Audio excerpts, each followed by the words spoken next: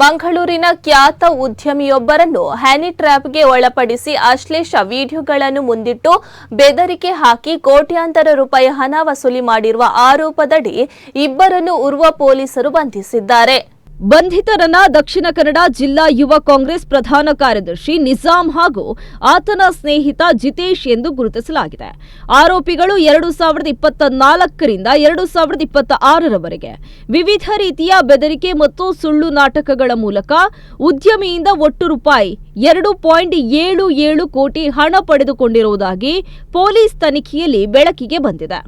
ಪೊಲೀಸರ ಪ್ರಾಥಮಿಕ ಮಾಹಿತಿಯ ಪ್ರಕಾರ ಜಿತೇಶ್ ಉದ್ಯಮಿಯೊಂದಿಗೆ ಆಪ್ತ ಸಂಬಂಧ ಬೆಳೆಸಿಕೊಂಡು ಖಾಸಗಿ ಕ್ಷಣಗಳ ಅಶ್ಲೀಲ ಫೋಟೋ ಮತ್ತು ವಿಡಿಯೋಗಳನ್ನು ಗುಪ್ತವಾಗಿ ಚಿತ್ರೀಕರಿಸಿದ್ದ ಎನ್ನಲಾಗಿದೆ. ಬಳಿಕ ಆ ದೃಶ್ಯಗಳನ್ನು ಕುಟುಂಬ ಸದಸ್ಯರಿಗೆ ಹಾಗೂ ಸಾರ್ವಜನಿಕರಿಗೆ ಬಹಿರಂಗಪಡಿಸುವುದಾಗಿ ಬೆದರಿಕೆ ಹಾಕಿ ಹಣಕ್ಕೆ ಬೇಡಿಕೆ ಇಟ್ಟಿದ್ದಾನೆ ಎಂದು ಆರೋಪಿಸಲಾಗಿದೆ.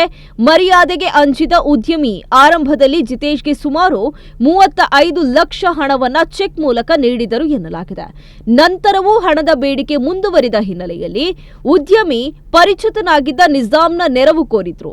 ಆದರೆ ನಿಜಾಮ್ ಕೂಡ ಜಿತೇಶ್ ಜೊತೆಗೆ ಸೇರಿಕೊಂಡು ಉದ್ಯಮಿಯನ್ನ ಬ್ಲಾಕ್ ಮೇಲ್ ಮಾಡಲು ಮುಂದಾಗಿದ್ದಾನೆ ಎಂದು ದೂರಿನಲ್ಲಿ ಉಲ್ಲೇಖಿಸಲಾಗಿದೆ.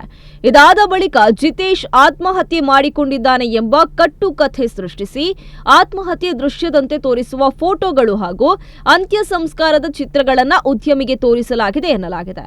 ಜಿತೇಶ್ ಬರೆದಿದ್ದಾನೆ ಎನ್ನಲಾದ ಡೆತ್ ನೋಟ್ ಹೊರಬಂದ್ರೆ ಉದ್ಯಮಿ ಕಾನೂನು ಸಂಕಷ್ಟಕ್ಕೆ ಸಿಲುಕಬಹುದು ಎಂದು ನಂಬಿಸಿ ಪ್ರಕರಣ ಮುಚ್ಚಿ ಹಾಕುವ ನೆಪದಲ್ಲಿ ಹೆಚ್ಚಿನ ಹಣಕ್ಕೆ ಬೇಡಿಕೆ ಇಡಲಾಗಿತ್ತು. ಜಿತೇಶ್ ಸಾವನ್ನಪ್ಪಿದ್ದಾನೆ ಎಂಬ ನಂಬಿಕೆಯಲ್ಲಿ ಹಾಗೂ ಸಾಮಾಜಿಕ ಗೌರವಕ್ಕೆ ಧಕ್ಕೆಯಾಗುವ ಭೀತಿಯಿಂದ ಉದ್ಯಮಿ ನಿರಂತರವಾಗಿ ಹಣ ನೀಡ್ತಾ ಬಂದಿದ್ರು. 2024ರಿಂದ 2026ರ ನಡುವೆ ಒಟ್ಟು 2.77 ಕೋಟಿ ರೂಪಾಯಿ ಆರೋಪಿಗಳ ಕೈ ಸೇರಿದೆ ಎಂದು ಹೇಳಲಾಗಿದೆ.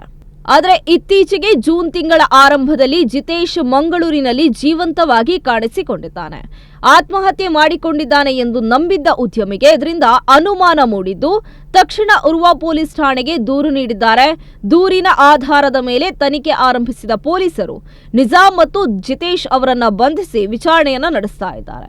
ಪ್ರಕರಣದ ಸಂಬಂಧ ಇನ್ನಷ್ಟು ಮಾಹಿತಿ ಕಲೆ ಹಾಕಲಾಗ್ತಿದ್ದು ಹಣ ವರ್ಗಾವಣೆಯ ದಾಖಲೆಗಳು ಸೇರಿದಂತೆ ಹಲವು ಅಂಶಗಳನ್ನ ಪೊಲೀಸರು ಪರಿಶೀಲಿಸ್ತಾ ಇದ್ದಾರೆ.